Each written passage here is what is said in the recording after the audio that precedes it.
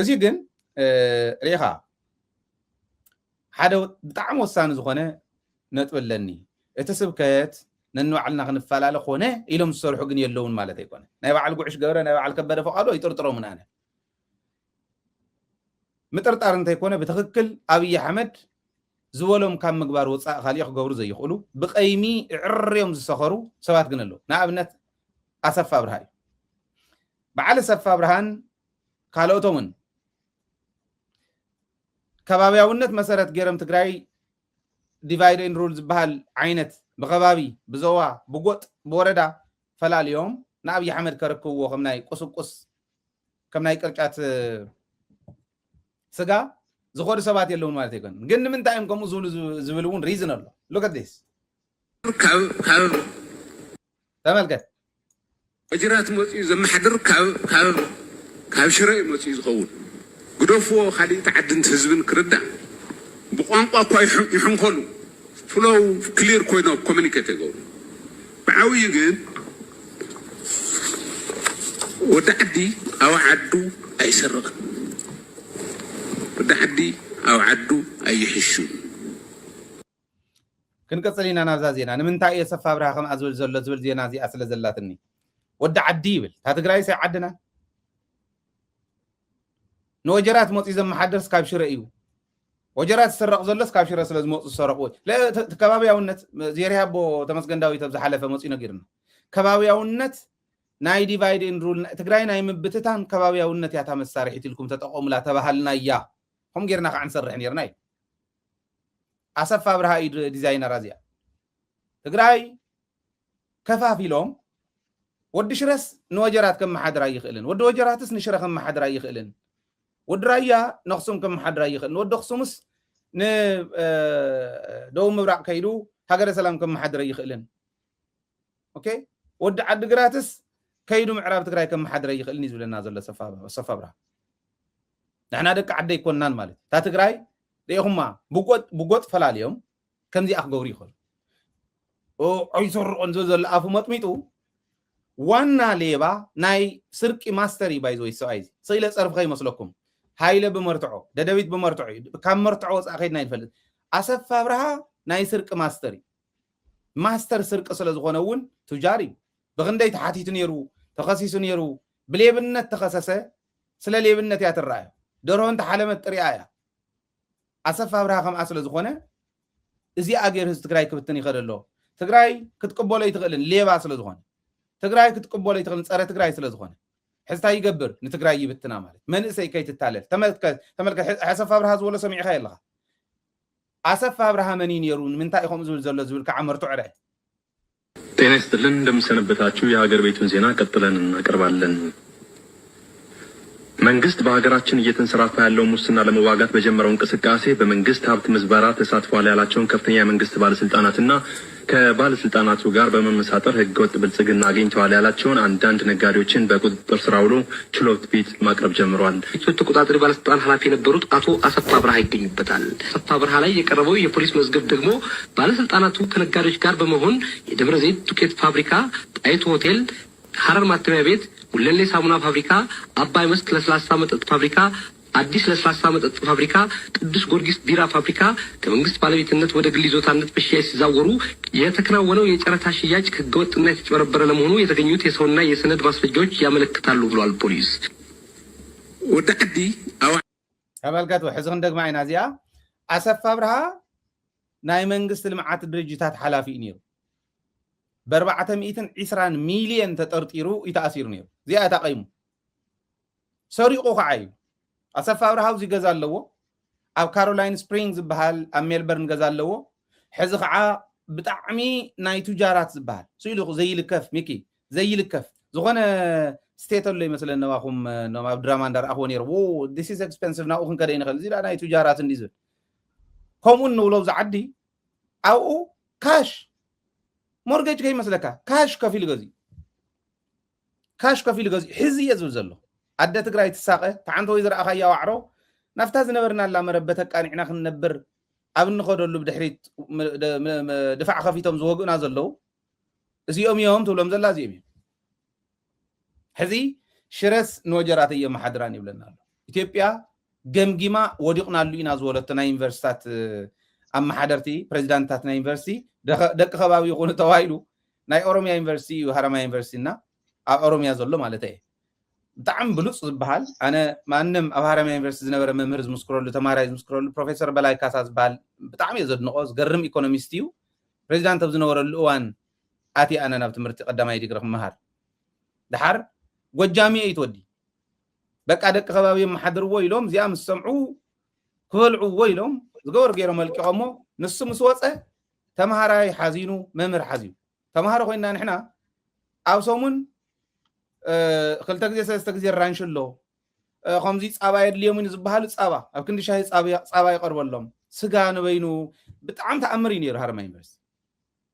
ምስ ወፀ ሓሪራታ ዩኒቨርሲቲ ዘለዎ ረኣይዎ ኢኹም ኣብኡ ዘለኹም ተስታውስዎ ኢኹም እንታይ ይብልኩም ዘለኹ እውን ይርዳእኩም ከባቢያውነት እምበኣር እዚ ቀቲልና ይወደግ ገምጊሙ ገዲፍዎ ሕዚ ነታ ትግራይ እውን ብከባቢ ከፋፍላ ርአ ኣነ ዝፈልጦ ኣነ ዝተወለድኩላ ከተማ እስካዕ ዝ ቀረባ እዋን ኣብ ቀረባ እዋን ዝናቡ ደስታ የመሓድራ ነይሩ ዝናቡ ደስታ ማለት ወዲ ራያ ወዲ ኣላማጣ እዩ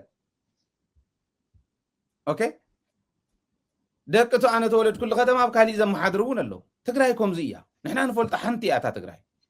ኣብ ዝኾነ ይኹን ከባቢ ትግራይ ወዲ ዝኾነ ይኹን ከባቢ ትግራይ እንደም ኣነ ንመሪሕነት ትግራይ ዝሓቶ ብስሩ ኤክስፒሪየንስ እውን ምልዋጥ ስለ ዘድሊ ኣብ ከባቢኦም ጥራሕ ከምዚ ዝበሃል ነገር ከይተልሙ ትግራይ ትግራይ ኣብ ዝኾነ ይኹን ፀግዒ ትግራይ ብሉፃት ዝበሃሉ ሰባት ይፈለዩ ከባቢ እንተይኮነስ ሚእቲ ሰራሕተኛ ዘድሊ እንተኮይኑ ሚእቲ ሓላፍ ዘድሊ እንተኮይኑ 300-400 ይሰለፉ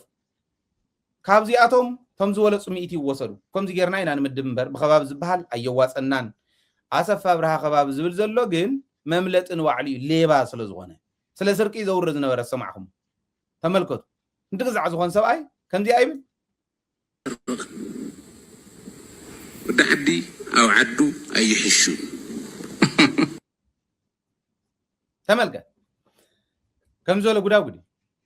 እዚ የጋጢሙና እኒሄ ወዲ ዓዲ ኣብ ዓዱ ይሕሹን ይብል ኣበየናይ ከባቢ ትግራይ ከም መሓድር እዩ ነየናይ ከባቢ ትግራይ እዩ ዝነግረና ዘሎ ንተንቤን ሕዚ ኣሰፋ ብርሃ ንተንቤን ዲ ዝነግረና ዘሎ ወይስ ዓድዋ ዝውለድ እንተኮይኑ ዓድዋ ጥራሕ ዲ ወኪሉ ዝዛረብ ዘሎ ወዲ ዓዲ ዘይኮነ ወዲ ዓዲ ክበሃል እንተኮይኑ ጎጡ እያ ክትላዓል ይብለና ኣሎ እንታይ ከም መሓድር የሰፋ ብርሃ ነየኒኣ ትግራይ ከም መሓድር የሰፋ ብርሃ ዳ ኣዛርብ ዘሎ እንተልካየ ግን ክምልሶ ይኽእል ታ ትግራይ የቆርቂራትን እንተይሉ ታ ትግራይና ንኩልና ትግራይና እያ ኣብ ዝኾነ ይኹን ኩርናዕ ትግራይ ዝኾነ ይኹን ወዲ ትግራይ ከም መሓድር ንውር እዩ ከምዚ ኣይሎም ዘምህሩ እዮም ከባቢያውነት ኩናት ዝኸፍትልካ ነንባዕልካ ዘባልዑኻ መሬትካ ከይተምልስ ዝኽልክሉኻ ተመዛበልትኻ እንዳበኸዩ ብዝብ እንዳተወልዑ ምንም ዘይመስሎም ጥራሕ ስልጣን ቴክ ኦቨር ንግበር ዝብሉ ሰባት እዮም ከየታልሉኻ ዝብል ከቕምጥ ደሊአ ሕዚ ክትቀፅል ትኽእል ኢኻ ነዊሕ ወሲደ ካቅርባ ስለ ዝነበረኒ እና ቀፅል ሚኪ ኣይ ፅቡቅ ከዓ ገልፅካ ግን ኣነ ዝገርመኒ ዘሎ ሲ ኣዲስ ኣበባ ከፊሎም ሽዋናትና እያ ይብልና ኣለዉ ዓድና እያ መንግስትና ይውዕል እኒሀና ይብልና ኣለዉ ኣነሲ ሂፖክሪሲ እንታይ ይበሃል ብትግርኛ ዝተሓግዘኒ ብዕልግና እዩ እምበር እንታይ ክበሃል ታንክ ዩ ስለዚ ናይዚኣቶም ሂፖክሪሲ ንሕና ማለት ብቀሊሉ ዝሽውልና ይኮኑ ምጭብርባር ብዕልግና ብሎ ኣጭበርበርቲ እዮም እዚኦም ብጣዕሚ መሕፈርቲ እዮም እንደገና ናይ መጨረሻ መሕፈርቲ ኣብ ኣዲስ ኣበባ ማይክሮፎን ሒዙስ ወደ ነይራት እንዲ ኣነ እውን ደሞንስትሬት ምገበርኩ ነይረ ግን ኣነ መብዛሕቲ ግዜ ናይ ክቡራያና ጀነራል ታደሰ ወረደ ኢምፐርሶኔሽን ዝኽእላ ናይዚ እውን መኮርኩዋ ነይረ ግንስ ኣብ ኣዲስ ኣበባ ከፊል ከዓ ወዲ ሽሬ ወይ ወዲ ዓድዋስ ኣብ ኣላማጣ ወይ መኾኒ ማይጨውስ ከግልግለ ይኽእል ናብ ዓዱ ንስኻ እኳ ሽዋ ኮይንካስ مستوى زنيه محبرسة 900 متشم بمحارنيا ويبعثان روما اختراد ولا كا بتنسو زرد أنقا عرفت كرايجين أنا بتعمي ذكر من بعده ناوزي درجة خورد تلو زي أتوم دك سادك 7 عدميهم تخونا مرأية يكون يقبض منهم نتي ما نسي نتحدش ولده نتي جينا حيزون عبرخات زل عنتو زغلط هو سراوي تقراي مرأية مخونو يقبض من الرجال حكي باي ذا واي ቃላት የብለይን ንክትገልጾም ብጣዕሚ ዝከብደካ ምክንያቱስ ዝኩሉ ህዝቢ ኣባይታ ኣብ ቴሌቭዥን ኣትኸታተለና ስርዓት ስለ ዘድልየና እምበር ንዚኣቶምስ ካሊእ ዝግብኦም ነበር ዘረባ ትመልሲ ግን ከማቶም ከኣንስ ርሑቕ ተኸድና ምስ ዝወረደ ትወርድ ተለኻ ፅቡቅ ስለ ዘይኮነ እምበር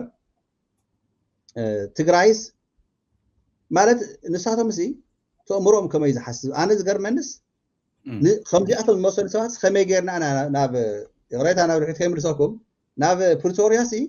ፈላጣት ምሁራት ሰሞያ ተባሂሎምስ ንዚኦም ከዮም ክደራደሩ ወይ ድማ ክሕግዙ ኣቶም ሰባት መሕፈሩ ይብስሩ ሃይሊ ሓወይ ኣነ ኣብ ትግራይ ከይደሲ ክንደይ በላሓት ርየ እየ ብዕድመ ጥራይ ዘይኮነስ ብስሩ ውሕልል ዝኾነ ፖለቲካ ኢልካ መዓት ነገር ዝፈልጡ እነውን ኣይመ ትግራይ ንዚኦም ዝተሓረየሉ መዓልቲ ግን ባይዘወይ ብጣዕሚ ካብዚ ጌጋ ተማሂርና ኣነ ብዙሕ ክወቅሰ ይደሊ ነቲ ናይ መሪሕነት ሕወሓት ጌጋ ሰሪሑ ሕወሓት ከምዚ ኣይኮነን ግን ክንሓስበሉ ግን ይገብረና እዩ ሕዚ እውን ኣብ ደገ ወፂኦም ስለ ዝነበሩ ከምዚ ርክክብ ማለት ፃድቃን ዘምፅዎ እዚ ንባዕሉ ዘምፅዎ ሲ ናይ ኢንተርናሽናል በቃ ኔትወርክ ስለ ዘለዎም ርክክብ ስለ ዝገብሩ ምሁራት እዮም ኣብቲ ትግርኛ ክዛረቡ ተለውስ ካብተን 10 ቃል ዝጥቀምለን ማ ክልተ ወይ ሰለስተስ ናይ እንግሊዝኛ ቃላት ይሓውሱለን እዮም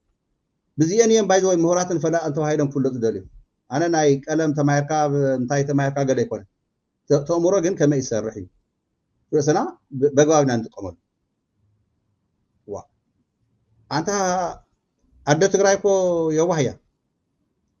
እዚኣቶምስ ካብ ኣደ ትግራይ ተፈጢሮም ከማና ኣደ ትግራይ 9 ወርሒ ጠኒሳስ ጥዋጥ ይባ ዘዕብያቶም ሞስ ከምዚ ገይሮም ይዶ እና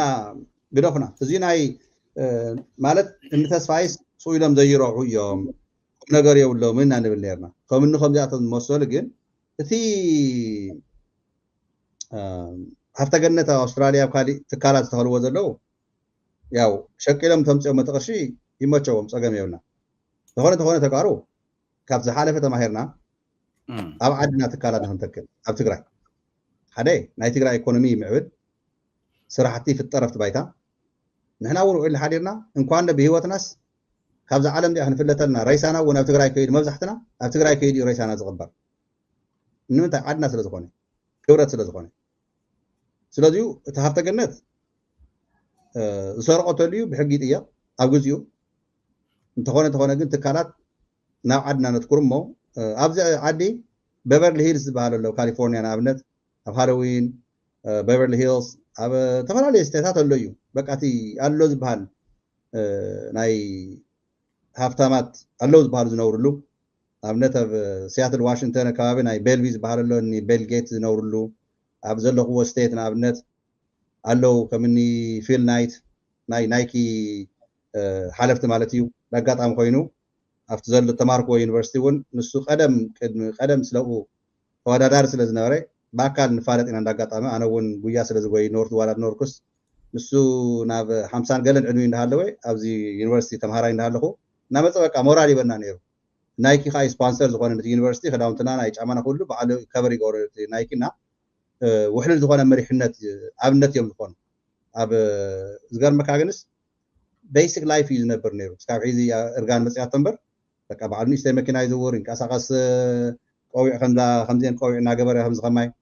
እና እዚኣቶም መርአያ ዝኾኑ እናስ ከምዚኣቶም ኣነ እንታይ ክብለካ ደልየ ኣብቲ ዝማዕበለ ዓለም ዋላ ትካላት ተኽኢሎም ሲ ነቲ ማሕበረሰብ ፅቡቕ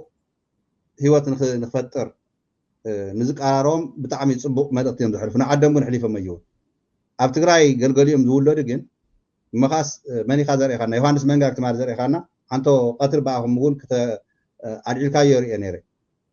ኣነ ንኡ ክርኢ ተለኹስ ሰይጣን ማለት ሰይጣን ርአ ይፈልጥን ግን ሰይጣን ፀሊም እዩ ሰይጣን ሕማቅ እዩ ስለ ዝበሃልስ ከም በቃ ምስ ርኢኽዎ ቀትሪ ከምፅኻስ ዋይ ናይቲ ማል ከያኽለናስ ታኮይና ሃይለክም ብሓድሽ የርእየና ኣሎ በቃ ሕወሓትስ ኣታ ሃይለ ንስኻስ ኣነ እኳ ሂዚ ከየደ ትግራይ ዝፈልጣስ ሕወሓትስ ትማል ኢልካ ኢኻ ህዝቢ ትግራይስ ባዕሉ ምስክር እናሃለወስ ሕወሓት ትምህርቲ ከይንምሃር ጨቋኒት እያ ነይራ ከምዚ ዓይነት ሕሶት ኣሎ ዓለም ስሩ ጀነራላት ትግራይስ እንዲያውስ ኣብቲ ኩናት ግዜስ ተጋደልቲ كلنا كلنا ቤተሰብ ተዘይተምሃረ መጀመርታ በጻውዕቱ ከምዚያ ብታታሽ ምገረም ዲም ይፍርሞ ነይሮም ድሕራይ ግን ኩሉ ሽሙ ክጽሕፍ ንሽተይ በባዓሙ ክመሃር ኣታት ሓቅነ ብሎ ኣብ ትግራይሲ ኣትሊስት መስዋዕት ከፊልና ዝኸፈናሉማ መብት ዓርሰ ውሳኔ ዲሞክራሲ ትምህርቲ ኣብ ገጠር ዘሎ ግደፍሞ ናይ ከተማ ኣብ ገጠር ዘሎስ ዳርጋ ኩሉ ንክመሃርሲ ጽቡቕ ሰርሕት ውድብ ንሽተይ እንደምስግንዋ ዮሐንስ መንጋግ ጽባውን ኮ ዓለም ትፍላይ ኣቆኻ ንደቅኻን ደቅደቅኻ ግን ዝወረደ ዝረኸሰ ታሪኽ ኣይትግደፍ ማለት ኣርኪስካ ኢኻ ግን ትሒዙ ትፅይቆ ዘለኻ ዝሓለፈስ ሓሊፎ ኣሎ ኣብ ትግራይ ጀነሳይድ ኮ ተሳቲፉ ነይሩ ሰብኣይ እዚ ኣቶ ወዳየ ናይ ሰሞራ ቶም ጀነራላት ስለ ዘርዕ ዘለዎ ቶም ካሕዳማት ናይ ሰሞራ ትብል ነርካ ብምዕራብ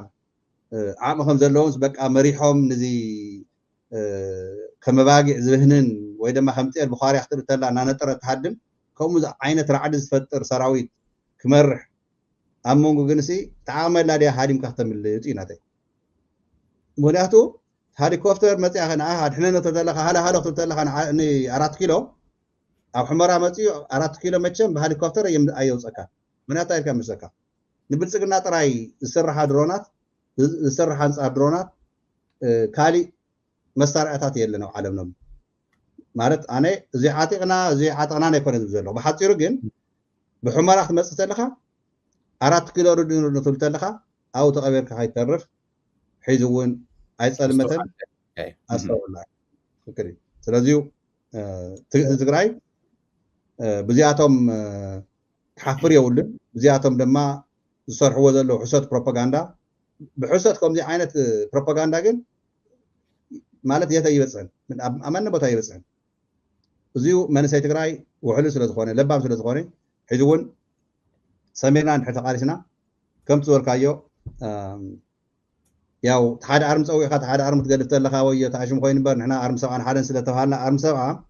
ፅቡቕ ነይሩ ናይኒ ጀነራል ሙዘይ ጎይላ እናሪእኹ ነይረ እናጋጣሚ ትማለ እውን ብርሃነ ሓይሊ ሓውና እውን ነብዚ ምሳይ ስለዝኾነ ኣሜሪካ ተረኺብና ነርና ብስልክናስ ታንኪ ኢሎ እዮ እናጋጣሚ ይከታተልና እውን ስለዘሎ ቀፅሉ ትቃልስኹም እናበለኒ ነይሩ ትማለና ሚኪ ሓወይ ሓደ ተጋድላይሲ በቃ እታ ንስኻትኩም ኣርሚ ሰብኣን ሓደን እናክመልና ንሕና ግን መራሕትና ጥራይ ተወለድኩም ውሳኔ ወስዱ እናበሎ እምበር ናይ ሕመራ ከመይ ጌርና ከነብስረኩም ምስ ኣየኹም ወገንኩም እናተባሃለ ከምቲ ናይ 26 ዝበልክዎ ሰራዊትና ሞራልሲ ኣብ ፅቡቕ ደረጃ እዩ ዘሎ በተለይ የካት 11 ነበር 51 ዝነበረት ሒዝ በዓል ኣንቱም ሰሞያታት ናይ ደርፍታት ናይ ግጥምታት ዝሰርሑ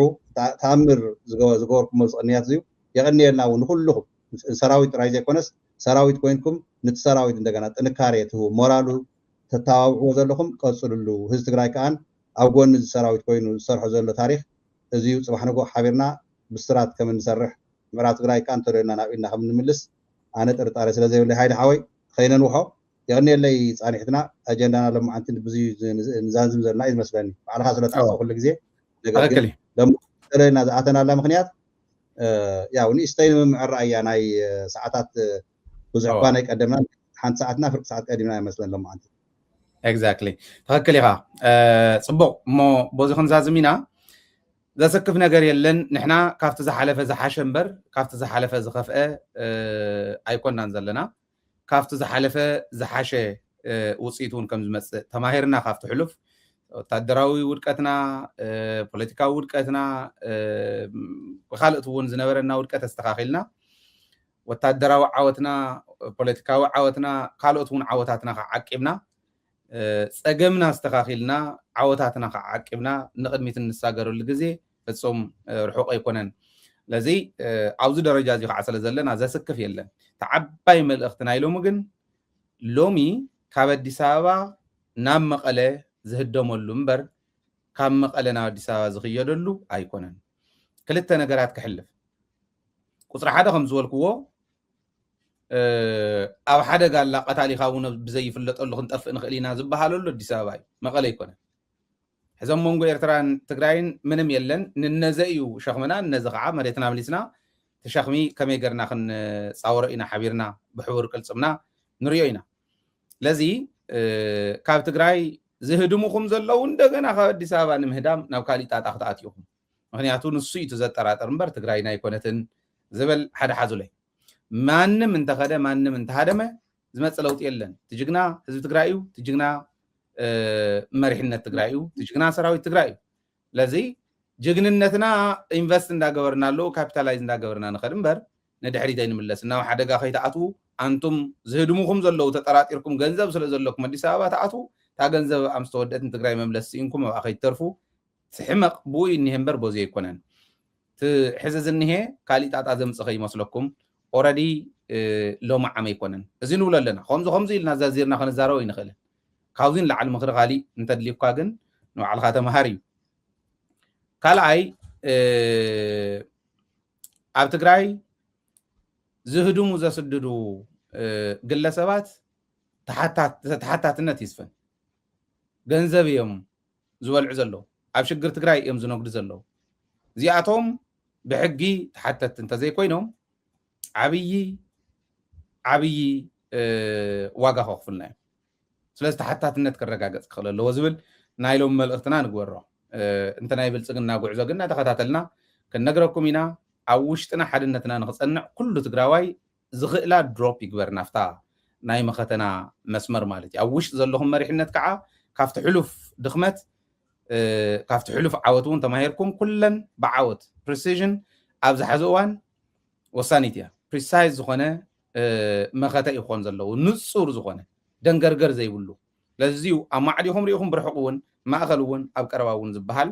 ከመይ እቲ መኸተ ክምራሕ ዝብል